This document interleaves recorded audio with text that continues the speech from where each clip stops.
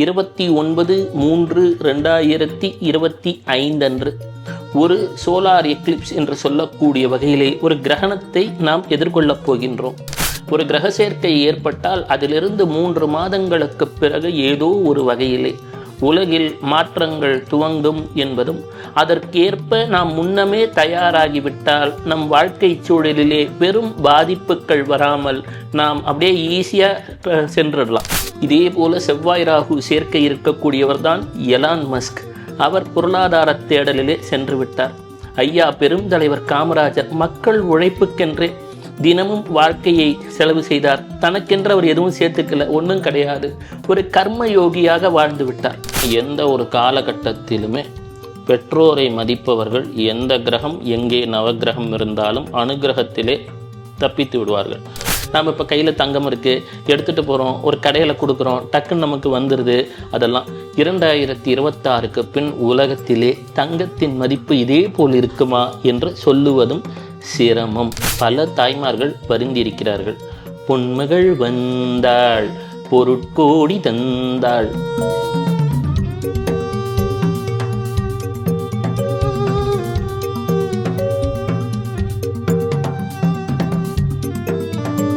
ராணி நேயர்களுக்கு அன்பான வணக்கம். இன்றைக்கு நம்ம நிகழ்ச்சியில இணைஞ்சிருக்காங்க ஆன்மீக ஜோதிடர் பவானி ஆனந்த் ஐயா அவர்கள். வணக்கம் ஐயா. சகோதரி வணக்கம்மா. இன்னைக்கு நம்ம முக்கியமான தலைப்பு குறித்து தான் விவாதிக்க போறோம். அதாவது 6 கிரக சேர்க்கை ஒரே ராசியில நடக்குது, மீன ராசியில நடக்க போகுது. இந்த மாதிரி கிரக சேர்க்கைகள் இதுக்கு முன்னாடி 2019 நடந்திருக்கு. அப்ப பல்வேறு மாற்றங்கள் உலக அளவுல நடந்திருக்கு. இப்ப நடக்க போற இந்த கிரக சேர்க்கை உலக அளவுல பல்வேறு தாக்கங்களை ஏற்படுத்தும்னு சொல்றாங்க. அது என்ன மாதிரி தாக்கங்கள், அதுல இருந்து விடுபடணும்னா என்னெல்லாம் செய்யணும், இது குறித்து தான் பேச போறோம். ஐயா, முதல்ல என்னென்ன கிரக சேர்க்கை, அதாவது என்னென்ன கிரகங்கள் எந்த ராசியில எப்படி சேர போகுதுன்னு சொல்லுங்க. வெள்ளைக்கொம்பன் விநாயகனது பேரொரு கருணையினாலே ராணி ஆன்லைன் நேயர்களை சந்திப்பதிலே மட்டற்ற மகிழ்ச்சி. நாம் பேசக்கூடிய இந்த காலகட்டம் என்பது உலகத்திலே பல பெரிய மாற்றங்களின் துவக்கமாக இருக்கப் போகிறது என்பதிலே ஒரு ஐயம் கிடையாது. 2019ஆம் ஆண்டு இறுதியிலே இதே போல பல கிரக சேர்க்கைகள் நமக்கு தனுசு ராசியிலே ஏற்பட்டது. அதற்கு பின்பு உலகத்திலே ஏற்பட்ட நிகழ்வுகளை யாம் அனைவருமே அறிவோம். ஒரு கிரக சேர்க்கை ஏற்பட்டால் அதிலிருந்து 3 மாதங்களுக்கு பிறகு ஏதோ ஒரு வகையிலே உலகில் மாற்றங்கள் துவங்கும் என்பதும், அதற்கேற்ப நாம் முன்னமே தயாராகிவிட்டால் நம் வாழ்க்கை சூழலிலே பெரும் பாதிப்புகள் வராமல் நாம் அப்படியே ஈஸியாக சென்றுடலாம். ஒரு பயணம் போல அதை கடந்து சென்றுடலாம். இப்போ அதற்காகத்தான் இந்த ஒரு நிகழ்ச்சி. இப்போ என்ன அப்படின்னு சொன்னா, 29/3/2025 அன்று ஒரு சோலார் எக்லிப்ஸ் என்று சொல்லக்கூடிய வகையிலே ஒரு கிரகணத்தை நாம் எதிர்கொள்ளப் போகின்றோம். ஏற்கனவே மீன ராசியிலே ராகு என்பவர் நிலை பெற்று இருக்கின்றார். ராகு என்று சொன்னாலே ஒரு பேராசை தன்மையை குறிக்கக்கூடியது, எதையும் பெரிதுபடுத்தி பார்க்கக்கூடிய தன்மை.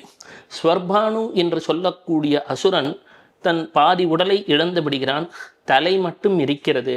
தலை எல்லாவற்றையும் உட்கொள்ள வேண்டும் என்று ஆசைப்படும், வயிறு கிடையாது. அப்போ எந்த அளவில் நிறுத்திக்கணும் அப்படின்னு தெரியாது.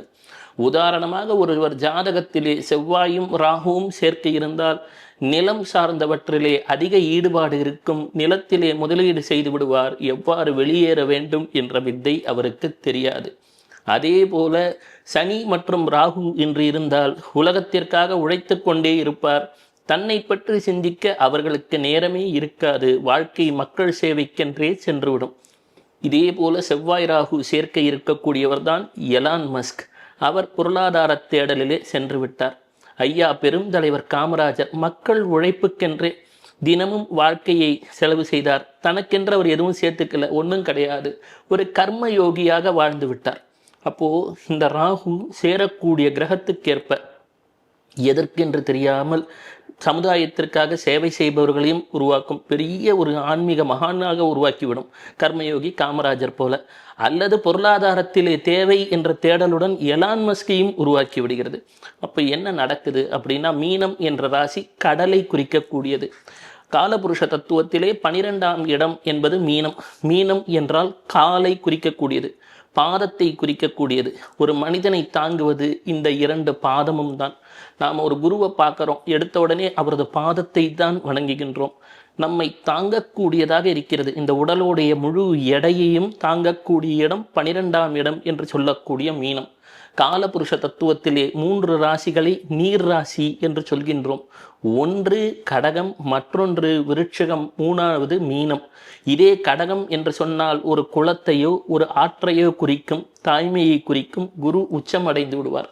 இதோ விருட்சிகம் என்று சொன்னால் ஒரு தேங்கிய நீர்நிலையை குறிக்கும். எனினும் மீனம் என்று சொன்னால் பெரும் கடலை குறிக்கும். இப்போ சமீபத்திலே கடலிலிருந்து சில விசித்திர வகையான அரிய மீன்கள் வெளியேறுவதை கூட செய்தித்தாள்களிலே படித்து கொண்டிருக்கிறோம். இப்போ இயற்கை ஏதோ ஒரு செய்தியை சொல்கிறது. 12ஆம் இடம் என்று சொல்லக்கூடிய மீனம் குரு மட்டும் ஆட்சி செய்யக்கூடிய வீடு கிடையாது. கேதுவின் தன்மையும் அதற்கு உண்டு. தனுசு என்று சொன்னால் அது வெறும் குருவின் ஆளுமைக்கு உட்பட்ட வீடு. 12ஆம் இடம் என்று சொல்லக்கூடிய மீனத்தின் நிறம் என்பது அந்த பழுப்பு நிறம், கிரேன்னு சொல்வோம் இல்லையா? கிரே என்று சொன்னால் அதிலே எல்லா நிறமும் கலந்திருக்கும், ஒரு கோல்டன் கிரே. அப்போ இருக்கக்கூடியதிலே ஆன்மீக தேடலுக்கு முக்தி, மோட்சம், தியானம், அயன சயன போகஸ்தானம். அதாவது நாம் ராத்திரி தூங்கினாதான் மறுநாள் எழுந்து நம்மால் வேலைக்கு செல்ல முடியும். அதுவும் இந்த மீனராசி தான். பொதுவாக மீனராசி, கடகம், விருட்சிக ராசியினரை பார்த்தீங்கன்னா ரொம்ப சென்டிமெண்டலாக இருப்பாங்க. நீர் ராசி அப்படின்னு சொல்லக்கூடிய வகையில் நம் உடலில் கூட 80% பெரும் நீரால் ஆனது தான், 70-80%. இந்த மீன ராசியிலே சுக்கிரன் உச்சம் பெறுகிறது, புதன் நீச்சம் அடைகிறது. இதையும் நாம் முதலிலே கவனம் எடுத்துக்கணும். புதன் என்று சொன்னால் பேங்கிங் செக்டாரை குறிக்கும், ஃபினான்ஸை குறிக்கும், லாஜிக் என்று சொல்லக்கூடியதை குறிக்கும், பங்கு சந்தையையும் குறிக்கும். சுக்கிரன் என்று சொன்னால் லக்ஸரியை குறிக்கும், வீட்டில் மனைவியை குறிக்கும், இது போன்று வெள்ளியை குறிக்கும். இதெல்லாம் குறிக்கக்கூடிய ராசி. இந்த கடல் ராசியிலே 6 கிரகங்கள். சனீஸ்வரர். சனீஸ்வரர் என்றால் ஏதோ ஒரு வகையிலே வலியை, வேதனையை குறிக்கக்கூடியவர். அப்போ இந்த சனீஸ்வரர் என்று சொல்லக்கூடியவர் உழைப்பாளிகளையும் குறிக்கக்கூடியவர். காலபுருஷ தத்துவத்திலே 10ஆம் இடமும் 11ஆம் இடமும், அதாவது வேலை மற்றும் லாபம், அதற்குரிய வீடான மகர கும்பத்திற்குரிய அதிபதியும் இந்த சனீஸ்வரர் தான். உடலிலே வாயு தத்துவம்னு சொல்கிறோம். இந்த வாயு தத்துவம் என்று சொன்னாலே, வாதம் என்று சொன்னால் சனீஸ்வரரையும் ராகுவையும் தான் சேர்க்கையை சொல்லுவார்கள். அப்போது ராகு என்று சொல்லக்கூடியதும் சனீஸ்வரர் என்று சொல்லக்கூடியதும் உடலிலே வாத நோயையும் காற்றின் தத்துவத்தையும் குறிக்கக்கூடியவர்கள். நாம் ஒரு சாலையில் ஒரு பேருந்திலோ அல்லது காரிலோ செல்கிறோம். எதிர்த்தாப்புல ஒரு பெரிய காற்று வந்தால் அந்த மகிழுந்துவை நம்மால் ஓட்ட இயலுவதில்லை. அதே போலத்தான் இந்த சனீஸ்வரரும் ராகுவும் சேரும் பொழுது, இப்போ சனி, ராகு, சூரியன், புதன், சுக்கிரன், சந்திரனும் வரப்போகிறார் அந்த கிரகண காலத்திலே. இது 6ம் சேருகிறது என்கிறார்கள். அதை தவிர சனி, ராகு, சுக்கிரன், புதன் மற்றும் சூரியன். சூரியன் சேரும்பொழுது சூரியன் அதிகாரத்தை, அத்தாரிட்டியை குறிக்கக்கூடியவர். அப்போது அது சனீஸ்வரரோடு சேரும்போது ரெண்டும் நேரெதிர் எனர்ஜி. இப்போ உங்களுக்கு ஒன்று தெரிஞ்சுக்கோங்களேன், இது நெருப்பு, எது நமது சூரியன் என்பவர் நெருப்பை குறிக்கக்கூடியவர். சனீஸ்வரரும் ராகுவும் காற்றின் தன்மை. சனீஸ்வரரின் மகன்தான் மாந்தி, அவரும் அங்கே இருப்பார். அப்போ அது 7வதாக அவர் உபகிரகம்னு வாங்க, அதை பலரும் குறிப்பிடுறதில்லை. சூரியன் இருக்க போகிறார். சூரியன் தந்தை. எப்போவுமே எல்லா வீட்லேயும் தந்தைக்கும் மகனுக்கும் உறவு நிலைகள் அவ்வளவு சிறப்பாக இருக்காது. அப்போது மாந்தி என்ற உபகிரகத்தையும் எடுத்துக்கிட்டா, சிவ சிவ சிவ சிவ எடுத்துக்கிட்டா அங்கே இருக்கக்கூடியது 7 கிரக சேர்க்கையாகவே கொள்ளணும். அதுவும் நான் சொன்ன அந்த உபகிரகம் மற்ற 6 கிரகங்களுடைய பலத்தில் 75% எடுத்துவிடும் என்பது ஜோதிட விதி. இது போன்ற ஒன்று நடக்கிறது. இதற்கு பெயர் சமுத்திர மந்தனம் என்று ஜோதிடத்திலே குறிப்பிடுகிறார்கள். அப்போ இதுக்கு முன்னாடி சனி ராகு சேர்க்கை ஏற்பட்டதே இல்லையா? அடுத்தது ஒரு கேள்வி வரும். ஏற்கனவே 1991 நமக்கு மகரத்தில் அப்படி ஒரு சேர்க்கை இருந்திருக்கும். 2002 ஒரு சேர்க்கை இருந்திருக்கும் ரிஷபத்தில். அப்போ இத்தனையும் இருக்கும் பொழுது மீண்டும் ஏன் பயப்பட வேண்டும்? எல்லாரும் கேட்கிற கேள்விதானே. இது போன்ற சனி ராகு சேர்க்கை, இதில் முக்கியமாக கவனிக்க வேண்டியது, சனி ராகு சேர்க்கை அதனுடைய ராசியில் ஏற்படும் பொழுது அது சனீஸ்வரர் தன் வீட்டை விட்டு வெளியேறக்கூடிய காலகட்டம். இனி சனீஸ்வரர் தன் வீட்டுக்கு வரதுக்கு 25 வருஷம் ஆகும் மகரத்துக்கு. அதே போல ராகுவிற்கு முழு பலம் கும்பராசியிலே உண்டு. ஏன்னா அங்கே கும்பராசி என்று சொல்லக்கூடியது பானையை குறிக்கக்கூடிய ராசி. பானை எடுத்துக்கிறீங்க நீங்க, கும்பம் அப்படின்னா ஒரு பானையோட பொம்மையை வரைஞ்சிருப்பான். அந்த பானையோட பாட்டம் யாரும் வரைஞ்சது கிடையாது. அப்படின்னா என்னன்னா, மனிதன் தன் ஆசையால் நிரப்பிக்கொண்டே இருக்கின்றான். காலபுருஷ தத்துவத்திலே 11ஆம் இடம் பாதகஸ்தானம்னுவான். அப்போ ஆசையால் நிரப்பிக்கொண்டே இருக்கின்றான். அந்த பானை கீழே உடைந்த பானை, அதில் உள்ள நீரெல்லாம் மீனத்திலே சென்று கலந்து விடுகிறது. இதுதான் கும்பராசியோடைய ஒரு தத்துவம். அப்போ இந்த கும்பராசி என்னத்தை சொல்லுதுன்னா, நீங்கள் அந்த பானையில் தண்ணீர் ராகு வரப்போகிறது. இங்கிருக்கும் சனி அங்கே செல்ல போகிறது. நம்ம சினிமாவில் பார்ப்போம், அப்படியே 2 பேர் வந்துப்பாங்க. அந்த 2 பேரும் சந்திக்கிற இடத்துக்கு ஒரு ஃப்ரிக்ஷன் உண்டாகும். கரெக்டுங்களா? அதுக்கு பேர் சங்கர்ஷணம்னு பேர். அது போன்ற ஒரு சங்கர்ஷண சூழ்நிலை மார்ச் 15ஆம் தேதி முதலே துவங்கிவிடும். மார்ச் 15ல மீன ராசியில இத்தனை கிரகங்கள் ஒன்று சேருதா? இல்ல, வர துவங்கிட்டாலே ஒரு 12 பாகைக்குள்ள ஒரு டிகிரிக்குள்ள வந்துட்டாலே ஒரு ரூம் இருக்கு. அந்த ரூம்ல நீங்க பாத்துக்க கூடிய அளவிலே ஒருவரை ஒருவர் ஒரு பெருந்தலைகள் என்டர் ஆக ஆரம்பிச்சிட்டாங்கனாலே அங்க இருக்கிற சூழல் ஆறாங்க. அப்ப என்னன்னா, சனீஸ்வரரும் ராகுவும் ஒரு 12 பாகைக்குள் வர துவங்கி விட்டனர். அப்போவே ஒருத்தர் பார்த்துக்க போறாங்க. இந்த கிரகங்கள்லாம் மனிதர்கள் போல, ஒரு பெரிய ஆள் இன்னொரு பெரிய ஆளை பார்த்துக்கிறாரு. பார்த்துக்கிட்டு அப்படியே ஒரு டென்ஷன்ல கிராஸ் ஆகிறார். அப்பவே சூழல் மாற துவங்கி விட்டது அப்படின்னு எல்லாரும் புரிஞ்சுக்கணும். ஐயா, இந்த 6 கிரக சேர்க்கை சொன்னீங்க. இந்த 6 கிரக சேர்க்கை தங்கம் மற்றும் ஷேர் மார்க்கெட்ல என்ன வித தாக்கங்களை ஏற்படுத்தும்? ஏன்னா இப்பவே ஷேர் மார்க்கெட்லாம் டவுனா இருக்கு, தங்கம்ல எங்கேயோ போயிருச்சு. ஸோ இந்த கிரக சேர்க்கைகள் என்ன வித மாற்றத்தை ஏற்படுத்தும்? ஆமா, முக்கியமான கேள்வி. பல தாய்மார்கள் வருந்திருக்கிறார்கள். பொன்மகள் வந்தாள், பொருட்கோடி தந்தாள். எல்லாருக்கும் இப்பொழுதைக்கு செல்பேசியிலே மட்டும் கேட்கக்கூடிய பாடலாக மாறி வருகிறது. காரணம் என்னன்னா, தங்கம் தங்குமா அப்படின்னு சொல்லக்கூடிய வகையிலே எங்கோ விலை சென்று கொண்டிருக்கிறது. பெண் பிள்ளைகளை பெற்ற பெற்றோர்கள்லாம் கேட்குறாங்க, ஐயா தங்கம் என்னங்கய்யா ஆகும், இப்படியே போனால் கல்யாணத்துக்கெல்லாம் எங்கெங்க வாங்கிறது அப்படின்னு.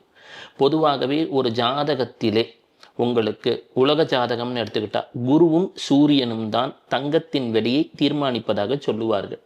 ஏனென்று சொன்னால், தங்கம் என்றாலே பொன்னன் என்ற பெயரும், அதே போல பொன் வேந்தன் என்ற பெயரெல்லாம் குருவிற்குத்தான் சொல்லுவாங்க. இப்போ நடக்கக்கூடிய நிகழ்வில் எப்பெல்லாம் சூரியனும் குருவும் மேலஃபிக்ஸ் என்று சொல்லக்கூடிய வகையிலே சனீஸ்வரராலோ அல்லது கேது போன்ற ஒரு அக்னி தத்துவம் உடைய கிரகங்களால் பாதிக்கப்படும் பொழுது தங்கத்தின் விலையிலே பெரும் ஏற்றம் ஏற்படுகிறது என்பதை கடந்த காலம் சொல்லி இருக்கிறது. தற்பொழுது சூரியனும் சனியும் சேர்க்கப் போகிறது. அதாவது 6 கிரக சேர்க்கைன்னு, சூரியன், சனி, சந்திரன், புதன், அதே போல சுக்கிரன், ராகு அப்படின்னு கூடவே மாந்தி என்று சொல்லக்கூடிய உபகிரகமும் அங்கே சேர்ந்து 7ஆக இருக்க போகிறது 29ஆம் தேதி முதல் அப்படின்னு. இது போன்ற ஒரு சூழ்நிலையில இப்பவே செல்ல துவங்கிருச்சு தங்கம் விலை எங்கேயோ. இது போன்ற ஒரு சூழலில் புதன் வக்கிரமாக இருக்கிறது. எப்பவுமே புதன் வக்கிரமாக இருக்கும் பொழுது பங்குச்சந்தை முதலீடுகளிலே மிகுதியான கவனம் தேவை. ஏனென்று சொன்னால், 2019ஆம் ஆண்டு இறுதியிலே ஏற்பட்ட கிரக சேர்க்கை எங்கே என்று பார்க்க வேண்டும். தனுசு ராசி என்று சொல்லக்கூடிய நெருப்பு ராசியிலே ஏற்பட்டது. அப்போ அது காலபுருஷ தத்துவத்தில் 9ஆம் இடம். 9ஆம் இடம் என்றால் எத்திக்ஸ் என்று சொல்லுவார்கள், ஒரு வழிகாட்டுதல் என்றெல்லாம் சொல்லுவார்கள். அப்போ அங்கே 3ஆம் இடத்துல அதுக்கு நேர் எதிர் ராசியில ஒரு பாதிப்பு உண்டாக்கிச்சு. மிதுனம் என்றால் காற்று ராசி. இந்த காற்று ராசி விமான பயணத்தை குறிக்கக்கூடிய ராசி, சிறு பயணங்களை குறிக்கக்கூடிய ராசி. அதே போல நம் உடல் உறுப்பிலே இந்த தொண்டை பகுதியெல்லாம் சொல்கிறோம் இல்லைங்களா, ஜலதோஷம், அதையெல்லாம் குறிக்கக்கூடிய ராசி. இங்கே ஏற்பட்ட பாதிப்பு உலகெங்கும் விமான பயணங்கள் தடைப்பட்டது. அவரவர்கள் சுவாசத்திலே சிறிது கவனம் செலுத்த வேண்டியதாக இருந்தது. அனைத்துமே சற்று சம்பித்தது. 2019ல தான் எண்ட்ல தான் கொரோனா ஸ்டார்ட் ஆச்சு. அப்பதான் நமக்கு 2020 எல்லாம் வந்தது. இப்போ நமக்கு ஏற்படக்கூடியது என்பது மீனத்திலே ஒரு கிரக சேர்க்கை. அதுக்கு நேர் எதிர் ராசி என்னன்னு பார்க்கணும். கன்னியா ராசி. கன்னியா ராசி என்றால் கடன் துறை, வங்கி, என்பிஎஃப்சி, பேங்கிங் செக்டார் போன்றவை எல்லாம் சொல்லும். அப்போ கன்னியா ராசி என்பது நிலம் சார்ந்த ஒரு ராசியும் கூட, விவசாய நிலம் என்றெல்லாம் சொல்லக்கூடியது. பொதுவாகவே இது போன்ற 6 கிரக சேர்க்கைகள் வரும் பொழுது ஜோதிட ரீதியாக சொல்லுவார்கள், சற்று உணவுப் பொருட்கள் போன்றவற்றிலே விவசாயத்திலே கவனம் செலுத்த வேண்டும் என்றெல்லாம் பழங்கால நூல்களிலே சொல்லியிருக்காங்க. அவன் வீட்டில் ஒரு சின்ன ஒரு ஹோம் கார்டனான வச்சிருக்கணும், அது ஒரு பழக்கம் இருக்கணும். செல்ஃப் சஸ்டைனிங் என்று சொல்லுவார்கள் அல்லவா, அதுபோல இயற்கை சார்ந்த உணவுகளை உட்கொள்ளுங்கள் என்றெல்லாம் சொல்லுவார்கள். கன்னியா ராசி என்றால் காலபுருஷ தத்துவத்திலே 6ஆம் வீடு, வயிற்றை குறிக்கக்கூடியது, விவசாயத்தை குறிக்கக்கூடியது, விவசாய பொருட்களை குறிக்கக்கூடியது, வங்கித்துறையை குறிக்கக்கூடியது, புதனின் வீடு. புதன் என்று சொல்லிவிட்டாலே 6ஆம் இடம் என்பது வேலையையும் குறிக்கும். ஒரு ஜாதகத்துல 10ஆம் இடமும் 6ஆம் இடமும் தான் வேலை வாய்ப்புகளை குறிக்கக்கூடியது. அப்போ எங்க கவனம் செலுத்தணும் அப்படின்னு சொன்னா, பங்கு சந்தையிலே மிகுதியான கவனம் தேவை. வைட் ரேஞ்ச் ஆஃப் ஃப்ளக்சுவேஷன்ஸ் இருக்கும். அரசாங்கம் சொல்லக்கூடிய வழிமுறைகளை கேட்டு அதில் மட்டுமே முதலீடுகளை செய்வது சால சிறந்தது. ஒவ்வொரு முறையும் திடீர் லாபம் வரும், திடீர் இதெல்லாம் வரும்னு சொல்லிட்டெல்லாம் போலியான கவர்ச்சியான விளம்பரங்களை நம்பி எதிலும் முதலீடு தவறாக செய்து விடாதீர்கள். நீங்கள் கூகுள் பண்ணி பார்த்தீங்கன்னா இந்த செபி அப்படின்னு வரும், அதன் அங்கீகாரமெல்லாம் இருக்கா, அரசாங்கமெல்லாம் அதுக்கு அனுமதி கொடுத்துருக்கா, அது போன்ற திட்டங்களில் மட்டுமே முதலீடு செய்யவும். இந்த திடீர்னு லாபம் வரும்னு இந்த தேவையில்லாமல் இந்த கிரிப்டோ கரன்சி அது இதெல்லாம் பணத்தை இழக்க வேண்டாம், கூடாது. அரசு சார்ந்த வங்கிகள், அரசாங்கம் சார்ந்த முதலீடுகள் இது போன்றவற்றில் இருந்தால் அதெல்லாம் ஒரு 2 நாள் ஏதோ ஒரு முன்ன பின்ன வந்தாலும் நமக்கு வந்துடும். ஒரு நாள் கம்ப்யூட்டர் ஒரு டிலே ஆச்சுனாலும் நமக்கு பணம் வந்துடும். ஆனால் இந்த திடீர் லாபம் வரக்கூடிய விஷயங்கள், அங்கீகாரம் இல்லாத விஷயங்களில் இறங்க கூடவே கூடாது. தங்கம் விலை ஏறிட்டு இருக்கு, அதனால எல்லாரும் என்னன்னா இப்ப நான் தங்கத்திலேயே எல்லா முதலீடையும் பண்ணலாமா அப்படின்னும் போகிறாங்க. தங்கம் என்று சொன்னாலும் இது அக்டோபர் மாதத்திற்கு பிறகு இதே விலையேற்றம் இருக்குமா என்றெல்லாம் சொல்வதும் சிரமம்தான். அப்போ என்னன்னா எதுலேயுமே ஓவர் எக்ஸ்போஷர் கூடாது. இல்லை ரொம்ப போய் கடனை வாங்கி எதுலேயும் முதலீடு செய்வது அவ்வளவு சிறப்பாக இருக்காது. ஏனென்று சொன்னால் குரு என்ற கிரகம் நமக்கு 2026 கடகத்தை கடந்த பின் தங்கம் என்பது இப்பொழுது இருக்கக்கூடிய அளவு ஒரு லிக்விடிட்டியாக இருக்கக்கூடிய கமாடிட்டியாக இருக்குமான்னு சொல்ல முடியாது. லிக்விடிட்டி என்று சொன்னால் நாம் இப்போ கையில் தங்கம் இருக்குது, எடுத்துகிட்டு போகிறோம், ஒரு கடையில் கொடுக்குறோம், டக்குன்னு நமக்கு வந்துடுது. அதெல்லாம் 2026க்கு பின் உலகத்திலே தங்கத்தின் மதிப்பு இதே போல் இருக்குமா என்று சொல்லுவதும் சிரமம். எனவே முக்கியமான கவனத்தில் கொள்ள வேண்டியது, இது போன்ற காலகட்டங்களில் புதிய முதலீடுகளை அவ்வளவு எளிதாக செய்ய வேண்டாம். இன்னும் 90 நாட்கள் நிலம் சார்ந்தவற்றிலும் நமக்கு அதுக்கு பிறகு நிலம் என்றுமே சேஃப்னு சொன்னாலும் அது ஒரு 90 நாட்கள் சற்று கவனமாக இருப்பதே உலகம் முழுவதும் சிறந்தது. எனவே ஒரு 90 நாட்கள், நான் சொல்கிறது அதிகமாக இல்லை, ஒரு மார்ச் 15லேருந்து ஜூன் 30 வரைக்கும் கண்ணை மூடி கண்ணை திறந்துட்டா சென்றுடும். அதே போல் வேலையில் இருப்பவர்கள் ஏதோ ஒரு காரணத்தினாலே வார்த்தையை விட்டுவிட வேண்டாம். இருக்கின்ற வேலையை இந்த 3 மாதங்களில் தக்க வைத்து கொள்ளுங்கள். யாரும் ஏதோ ஒரு சொல்லை சொல்லி இருக்கின்ற வேலையை இழந்து விடாதீர்கள். ஏனென்று சொன்னால் சனீஸ்வரர் தன் பலத்தை மீனத்திலே செல்ல செல்ல பழைய பலம் அவருக்கு இருக்காது. இதுக்கு முன்னாடி இருந்த 2மே அவருடைய சொந்த வீடு, இப்ப போக போறது மீனம் குருவின் வீடு. ஸோ வேலை செய்யறவங்க எல்லாருக்குமே இது பொதுவா பொருந்தும். பணியிடங்களிலே பொறுமையாக நடந்து கொள்ளவும், இனிமையாக பேசவும், வார்த்தைகளை விட்டுவிட வேண்டாம். சார் ஏதான வேலைன்னா கூட ஒரு 90 நாள் போட்டோம் சார், அப்புறமா நான் வேலை தேடிக்கிறேன்னா பிரச்சனையே இல்லை. நான் சொல்கிறது உங்களை வேலையை விட்டு அனுப்புகிறேன்னு சொன்னாங்க கூட 90 days டைம் வாங்கிக்கோங்கன்றேன். நீங்களாக இருக்கிற வேலையை விட்டுடாதீங்க. விட்டுட்டா அதுக்கப்புறம் ஒரு 5-6 மாதங்கள் நீங்கள் அதற்கு ஏற்ற வகையிலே தயார் செய்து கொள்ள வேண்டிய அளவிலே இருக்கலாம். இது இங்கே மட்டும் இல்லைங்க, உலகம் முழுக்குமே.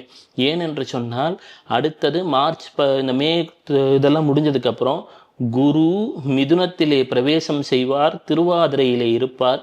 அது திருவாதிரை ராகுவோடைய நட்சத்திரம். உலகம் முழுவதுமே ஏதோ ஒரு பெரிய மாற்றத்தினாலே மக்களுக்கு வேலை வாய்ப்புகளில் சில சிரமம் வராமல் தவிர்ப்பதற்காக நான் அதை சொல்கிறேன். எப்போவுமே பணிவிடங்களில் நீங்கள் அமைதியாக நடந்து கொள்ளுங்கள், சக ஊழியர்களிடம் அன்பாக பேசுங்கள். இந்த 90 நாட்களை அமைதியாக கடந்து விடுங்கள்.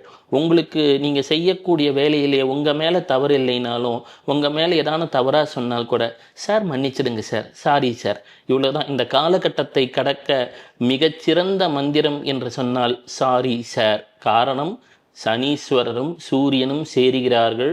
சனீஸ்வரரும் ராகுவும் கடக்கக்கூடிய காலகட்டம் என்பது சற்று கவனமாக இருக்க வேண்டிய காலகட்டம்.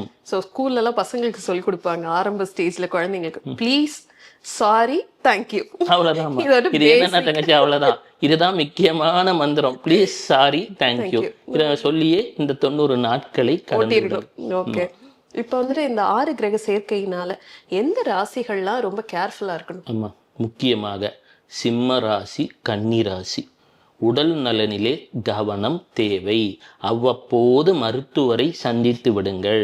முழு பாடி செக் வேணாலும் பண்ணிக்கோங்க. மருத்துவர் ஆலோசனையை கேட்டு உணவை உண்ணுங்கள். உங்களுடைய மருத்துவர், அதனால்தான் நம்ம என்ன சொல்கிறோம், கடவுளை மருந்தீஸ்வரன் அப்படின்றோம். அப்போ கடவுளை நம்ம மருந்தீஸ்வரன், மருத்துவருக்கு இணையாக சொல்கிறோம். அவரை தான் தன்வந்திரி அப்படின்றோம். எனவே உங்களுடைய மருத்துவரை சந்தித்து, ஐயா என்னை ஒரு ஃபுல் பாடி செக்கப் பண்ணிடுங்க, எனக்கு ஏதான ஆரோக்கியமெல்லாம் இது பண்ணுங்கன்னு அவருடைய அட்வைஸை கேட்டு உணவு உண்ணுங்கள். 1. 2, கணவன் மனைவி விவாதத்திலே அதிகம் ஈடுபட வேண்டாம். அமைதியாக கடந்து சென்று விடுங்கள். ஏனென்று சொன்னால் சிம்மத்துக்கு 8ஆம் இடத்திலே இந்த சேர்க்கை. அதே போல இது துலாம் என்பதிலே 7ஆம் இடம் என்று சொன்னாலும் அங்கே இது துலாமுக்கு 6ஆம் இடம் வந்துடும். துலாமுக்கும் மருத்துவ ரீதியாக மருத்துவர் கவனம் தேவை. உணவு உண்ணுவதிலே மிகுதியான ஒரு கவனம் தேவை. டாக்டர் அட்வைஸ் தான் தேவை. அதே போல் கன்னியா ராசிக்கு பிஸ்னஸ் பார்ட்னர்ஸோடலாம் இப்போ சண்டை வேண்டாம். புதுசாக பார்ட்னர்ஷிப்பில் என்டர் ஆகும் பொழுது ஒரு யோசனை தேவை. மனைவியுடன் பேசும் பொழுது வார்த்தையிலே கவனம் தேவை. விருச்சிகம், குழந்தைகள் நலனிலே சற்று கூடுதல் கவனத்தை செலுத்தவும். தனுசு ராசி, ஹார்ட் போன்றவற்றை ஆரோக்கியமாக வைத்து கொள்வதற்கு மருத்துவரை சென்று பாருங்கள். வீட்டை தூய்மையாக வைத்து கொள்ளுங்கள். புதுசாக ஹவுஸ் லோன் போடுறேன்னு மாட்டிக்காதீங்க. அப்போது அடுத்ததாக வரேன், மகர ராசி. பக்கத்தில் இருக்கிற பக்கத்து வீட்டுக்காரன் அவனோடலாம் வார்த்தையை விடாதீங்க. ஷார்ட் டிஸ்டன்ஸ் ட்ரிப்பு போகும்போது வண்டியை கவனமாக செலுத்துங்க. வண்டி வாகனத்தில் போகும்போது ஃபோன் பேசாதீங்க. ஃபோன் பேசணுன்னா அளவாக பேசுங்க. உங்கள் ஃபோன் உடஞ்சிருந்தா கண்ணாடியை மாற்றுங்க. எதையுமே எழுத்தில் செலுத்தும் பொழுது சமூக வலைத்தளத்தில் ஏதோ ஒரு கருத்தை பதிவிடுறேன்லாம் பண்ணாதீங்க. சும்மா இருந்து கடவுள் பேரை பதிவிட்டு இருந்தாலே போதும். இது நான் சொல்லுவது மகர ராசிக்கு. எந்த ஒரு கம்யூனிகேஷனிலும் கவனம் தேவை. கும்பராசிக்கு 2ஆம் இடத்தினிலே வருவதாலே முடிந்தவரை குடும்பத்திலே சண்டை சச்சரவுகளை தவிர்த்து விடவும். மீனராசிக்கு பயப்படாதீங்க. இது பரிவர்த்தன யோகம்னு ஒன்று இருக்குது. ஏனென்று சொன்னால் குரு ரிஷபத்தின் வீட்டிலே இருக்கிறார். சுக்கிரன் என்று சொல்லக்கூடியவர் உங்கள் வீட்டில் இருக்கார். எனவே கைவிட மாட்டார், காப்பாற்றிடுவார். அப்போ என்ன பண்ணணும், ஆலய வழிபாட்டை கவனம் செலுத்துங்கள். உங்களை நீங்கள் பார்த்து கொள்ளுங்கள். Keep your self healthy, happy. மகிழ்ச்சியாக இருங்க. Always be cheerful. எப்பொழுதும் மகிழ்ச்சியாக இருக்க பழகிக்கொள்ளுங்கள். உடல் ஆரோக்கியத்திலே கவனம் தேவை. மேஷம், முடிந்தவரை வேலை இடங்களிலே சண்டை சச்சரவு வேண்டாம். யாராவது உங்களை தவறாக பேசிட்டா கூட நீங்கள் அமைதியாக ஹேண்டில் பண்ணுங்க. தூக்கத்துக்கும் நேரத்தை செலவு செய்யுங்கள். கால், பாதம் போன்ற பகுதிகளிலே ஆரோக்கியத்திற்கு மருத்துவரை அணுகி அவ்வப்போது சரிபார்த்து கொள்ளுங்கள். 12ஆம் இடம் என்பது கால், பாதம், தூக்கம். தூக்கம் என்ற ரெஸ்ட்டை தவிர்க்க வேண்டாம். நல்லா தூங்கி நல்லா ரெஸ்ட் எடுங்க. ஹாப்பியாக இருங்க. நல்லா தான் இருப்பீங்க. அதே தனுசு ராசி, உங்களை விட உயர்ந்த அதிகாரிகளிடம் பேசும்பொழுது கவனம் தேவை. அதே போல் ரிஷபத்துக்குமே இப்போ தேவை. ஏன்னா 11ஆம் இடத்துல சேருது இல்லையா. இப்போது உங்களை விட ஒரு உயர்ந்த அதிகாரிகளிடம் பேசும்பொழுது கருத்து வேறுபாடுகள் வேண்டாம். ஒரு பெரிய அதிகாரி ஏதோ ஒன்று சொல்லிட்டாருன்னா பொறுமையாகவே ஹேண்டில் பண்ணுங்க. மிதுன ராசி இருக்கிற வேலையை விட்டுட வேண்டாம், சிரமத்தில் ஆழ்ந்துடுவீங்க. வேலையில் பயங்கர ஸ்ட்ரெஸ் இருக்கும், ஏண்டா அப்படின்னு யோசிக்கிற அளவுக்கு போயிட்டுருக்கோம். இருந்தாலும் இந்த 90 நாட்கள் வேலையிலே சற்று கவனம் தேவை, டாக்குமெண்டேஷனில் கவனம் தேவை. இதே கடகராசி, கடகராசி ரொம்ப ரொம்ப கவனமாக இருக்க வேண்டிய ஒரு காலகட்டம் இது.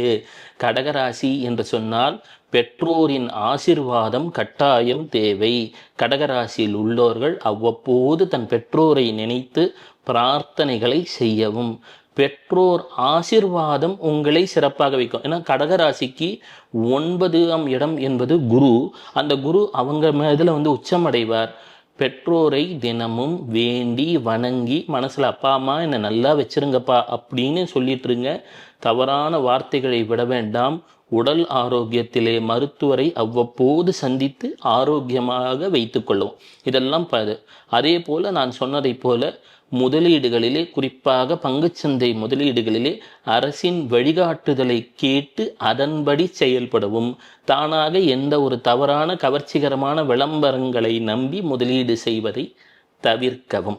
சரி, இப்போ நான் சொன்னது எல்லாமே ராசி, எல்லா ராசிக்குமே ஓரளவு சொல்லிட்டீங்க அவங்க எல்லாம் எப்படி இருக்கணும்னு சொல்லிட்டு. ஆனா இதுலயும் மிகவும் கவனமா இருக்க வேண்டிய கடகம், கன்னி, சிம்மம் மற்றும் கும்பமும் மீனமும் ஓரளவு கேர்ஃபுல்லா இருந்துக்கணும்.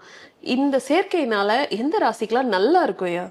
அம்மா இது எப்படி சொல்லுவேன்னா, எந்த ஒரு காலகட்டத்திலுமே பெற்றோரை மதிப்பவர்கள் எந்த கிரகம் எங்கே நவகிரகம் இருந்தாலும் அனுகிரகத்திலே தப்பித்து விடுவார்கள். உலகம் என்பது ஒரு பிளேனில் பயணம் செய்கிறோம் அது போலன்னு கற்பனை பண்ணிக்கோங்களேன். பிளேன் சற்று ஏதோ ஒரு சின்ன பழுது வரா மாதிரி இருந்தால் அங்கே இருக்கக்கூடிய 12 ராசியினருக்குமே சற்று தள்ளாட்டம் தான். கரெக்டாமா? இது இப்போ என்னன்னா, நான் சொன்ன உலகியல் ஜோதியப்படி உண்மையை சொல்லணும்னா, நாம் ஒரு இடத்துல இருக்கோம்னா அந்த இடத்தின் ஜாதகம் தான் ஒரு 90% பேசும். தனிப்பட்ட ஜாதகம் என்பது 10% தான் பேசும். நான் சொல்கிறது, இந்த அறையில் குளிர்சாதன வசதி இருக்குது, இங்கே இருக்கிறவங்க யாருக்குமே வெயில் பாதிக்க போகிறதில்ல. அப்போது இந்த இடத்தோடைய ராசி நமக்கு நல்லா வச்சிருக்கு. இந்த இடம் சுக்கிரனை சார்த்தது, சென்னையில் இருக்கிறது. இது ரிஷப ராசிக்குரிய இடம், நல்லா வச்சிருக்கு. 2ஆம் இடம் தனஸ்தானம். அப்போது இடத்தின் ராசின்னு ஒன்று இருக்குது. இது நான் இப்போ சொன்னது உலகியல் ஜோதிடம்னும் போது எல்லாருக்குமே சற்று கவனமாக இருக்க வேண்டிய ஒரு காலகட்டம். இப்போ இதுலேருந்து நான் தப்பிக்கிறதுக்கு என்ன பிரார்த்தனை செய்யலாம் அடுத்தது? ஏன்னா இதெல்லாம் எப்போவுமே தெரிஞ்சுக்கோங்களேன், சனீஸ்வரர் என்றால் எண்ணெயை குறிக்கும், எண்ணெயை குறிக்கும். ஒரு எள்ளை புழிந்து சக்கையாக எடுத்தால் தான் அதுலேருந்து எண்ணெய் வரும். கரெக்டுங்களா? இப்போ சனீஸ்வரர் என்ன பண்ணுவார்? எல்லாம் சொல்லியிருப்போம், மகர ராசிக்கு சனீஸ்வரர் வருது, உங்கள் ராசிக்குரியப்பா ஒன்றும் பண்ண மாட்டார்னு. அவரும் சில சிரமங்களை பட்டிருப்பார். கும்பராசிக்கு வருது, உன்னோட ராசிக்கு அண்ணா ஒன்றும் ஆகாது, அவங்களும் கஷ்டப்பட்டிருப்பாங்க. சனீஸ்வரர் எந்த ராசியில் வருகிறாரோ அங்கே சற்று சிலவற்றை அந்த எண்ணெய் புழிஞ்சு எடுத்துருது. கரெக்டுங்களா? இல்லைன்னா எள்ளு எப்படி எண்ணெயாகும், அந்த எண்ணெய் நிறைய நாள் வச்சிருக்க முடியும். அப்போது அதுதான் சனீஸ்வரரின் தன்மை. அப்போது அதை புழியணும் அப்படின்னும் போது அந்த எஃபர்ட்டுக்கு பேர் என்ன? செவ்வாய். அந்த நெருப்பால் எரிக்கிறோம், அப்போ தானே விளக்கு எரியுது நல்லெண்ணெய். அப்போது நாம் நினைக்கிறோம் சனீஸ்வரரும் செவ்வாயும் ஏதோ ஒரு வகையிலே ஒரு வாழ்க்கையின் இருபுறம் போல. ஒரு மிஷின் இயங்குது அப்படின்னா அந்த மிஷின் செவ்வாய், அதில் உள்ளே இருக்கக்கூடிய அந்த கிரீஸ் ஆயில் சனீஸ்வரர். இப்போ தெரிஞ்சுக்கணும், ராகு என்பது வாயு தத்துவம். இந்த வாயுவே இல்லைனாலும் உடம்பு இயங்காது, அதுவும் நமக்கு தேவைப்படுது. இருப்பதிலேயே வேகமாக செயல்படக்கூடிய செவ்வாயின் தத்துவத்தை உடையவன் ஹனுமான். உங்களுக்கு ஹனுமான் என்று சொல்லக்கூடியவன் செவ்வாய் மற்றும் கேது, இது இரண்டும் சேர்ந்த தன்மை ஹனுமான். ஹனுமான் என்று சொல்லிவிட்டோம், கேது என்று சொல்லிவிட்டோம். மீனராசிக்கு நான் சொன்னேன், குருவும் கேதுவும் சேர்ந்த ஆதிபத்தியம் உண்டு. எப்படி தனுசுக்கு குரு மட்டும், ஆனால் மீனத்திலே கேதுக்கு கொஞ்சம் பவர் ஜாஸ்தி. அப்போ ஆஞ்சநேயர் என்று சொல்லக்கூடியவர் செவ்வாய் ப்ளஸ் கேது. செவ்வாய் என்பது கிரக யுத்தங்களிலே அந்த ஒரு கிரகம் மட்டும்தான் எப்போவுமே ஜெயிச்சுட்டே இருக்கும். ஸ்கில்ஸ் அப்படின்னு சொல்லுவான், திறன் அப்படின்னு சொல்லுவான். ஆஞ்சநேயர் என்ன நமக்கு நினைச்சாலே என்ன சொல்லுவான்னா, அசாத்திய சாதக சுவாமின் அசாத்தியம் தவ கிம்மத ராமதூத கிருபா சிந்தோ மத்காரியம் சாதய பிரபு. அதாவது எந்த அசாத்தியமான காரியத்தையும் சாதித்து விடக்கூடியவர். ஸ்கில்ஸ். திடீர்னு ஒரு பிரச்சனை வருது, உடனே என்ன சொன்னார்? கடலை தாண்டிடலாங்க, நோ ப்ராப்ளம் அப்படின்னு சொன்னார். அப்போது அந்த எந்த சூழ்நிலையிலும் கடக்கக்கூடிய ஆற்றல் ஆஞ்சநேயர். உளுந்து என்று சொல்லக்கூடியதை நாம் ராகுவுடன் சம்பந்தப்படுத்துவார்கள். அப்போ என்னன்னா, நம்ம ஆஞ்சநேயருக்கு வடைமாலை சாற்றி வணங்குவது மிக மிக நல்லது இந்த காலகட்டத்தில். எல்லா ராசியினருமே எல்லா இதை செய்யணும். ராசியினரும் அதை அப்போதைக்கு இப்போதே செய்தேன்னு இப்போவே ஆரம்பிச்சு விடணும். ஒன்று, வடைமாலை சாற்றி வழிபடுவதை.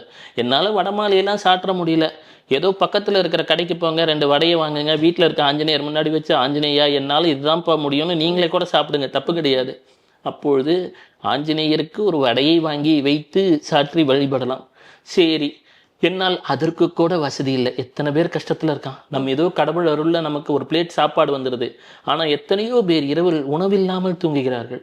அது போன்று இருக்கிறோம். நாங்கள் இந்த நிகழ்ச்சியை கேட்டுக்கொண்டு இருக்கிறோம். எங்களால் ஆஞ்சநேயர் கோயிலுக்கெல்லாம் செல்ல முடியாது, வெளிநாட்டிலே இருக்கிறோம், அவர்களுக்கும் இது சாத்தியம் கிடையாது. மீனராசி என்றால் 12ஆம் இடம் என்று சொன்னேன், பாதம் என்று சொன்னேன். அப்போ தாய் தந்தையரோட பாதம் இருக்கு இல்லையா, நம்ம நேர்ல கூட தாய் தந்தையரை வணங்க முடியலனாலும் அவங்க இல்லைன்னா இன்னைக்கு நாம இல்லை. நம்ம தாய் தந்தையர் பாதத்தை மனதார நினைத்து வணங்கலாம். நம்ம குருவோட பாதத்தை மனதார நினைத்து வணங்கலாம். நம்ம ஸ்கூலில் பாடம் சொல்லி கொடுத்த 5ஆம் கிளாஸ் 6ஆம் கிளாஸ் டீச்சர் இருப்பாருங்களா, ஏதான வாட்ஸ்அப் குரூப்பில் போனீங்கன்னா தேடினீங்கன்னா ஏதான ஸ்கூல் டீச்சர் பேர் இருக்கும். அவங்க வீட்டுக்கு போயிட்டு ஒரு கிஃப்டை கொடுத்து அவங்க பாதத்தில் விழுந்து வணங்கலாம். ஏனென்றால் பாதம் என்பது 12ஆம் இடம். பாதம் என்பது சனீஸ்வரரை குறிக்கக்கூடியது. இருக்கிறதுலையே ஊரில் பெரிய ஆள்காலில் விழுந்துட்டோன்னா அதுக்கப்புறம் நம்மளை தொல்லை பண்ணுவாரா மாட்டார். அப்போ என்ன பண்ணுங்க, முதல்ல உங்கள் ஸ்கூல் டீச்சர் இருந்தாங்கன்னா ஏதான கிஃப்ட் வாங்கி கொடுத்து வணங்குங்க. பெற்றோரை வணங்குங்கள். பெற்றோரது பாதத்தை மனதில் நினைத்து கொள்ளுங்கள். உங்களுக்குன்னு ஒரு குரு இருந்தால் குருவை நினச்சிக்கோங்க, இல்லைன்னா ஆஞ்சநேயரை மனசில் நினச்சிக்கோங்க. ஆஞ்சநேயரோட பாதத்தை மனசில் நினச்சிக்கோங்க. அதில் மலர்களை தூவி வழிபடுவதாக கற்பனை செய்து கொள்ளுங்கள். இதை என்னைக்கு செய்யணும்? தினமுமே செய்ய துவங்குவது நல்லது. மொத்தத்துல பெரியவங்களுக்கு மரியாதை கொடுத்து அவங்கள நினைச்சு வணங்கணும்னாலே இந்த மாதிரி பெரிய தாக்கங்கள்ல இருந்து விடுபடலாம். ஆமாம்மா, இந்த பெரிய தாக்கம் ஒன்றும் செய்யாது. ஒரு இனிமையான வகையிலே நாம் இதை கடந்து விடுவோம். எனவே கவலை வேண்டாம். இது உலகத்திலே பெரும் மாறுதலுக்குரிய காரணமாக இருக்க போகிறது. அவ்வப்போது ஓம் நமோ ஹனுமதே நமக, ஓம் நமோ ஹனுமதே நமக என்று சொல்லலாம். ஹனுமான் சாலிசா படிக்கலாம், அல்லது கேட்கலாம், அல்லது மனதார வணங்கலாம். உங்களது இஷ்ட தெய்வங்களை பிரார்த்தனை செய்யுங்கள். முதலீடுகளிலே, பங்குச்சந்தை முதலீடுகளிலே கவனமாக இருங்கள். வாழ்க்கை நிம்மதியாக இருக்கும். இந்த காலகட்டங்களிலே பொறுமை உங்களை வாழ்க்கையின் ஏணிப்படிகளிலே ஏற்றி ஏற்றம், மாற்றம், முன்னேற்றம் என்பதை தரும். கவலை வேண்டாம். சிவசிவம். நன்றி ஐயா.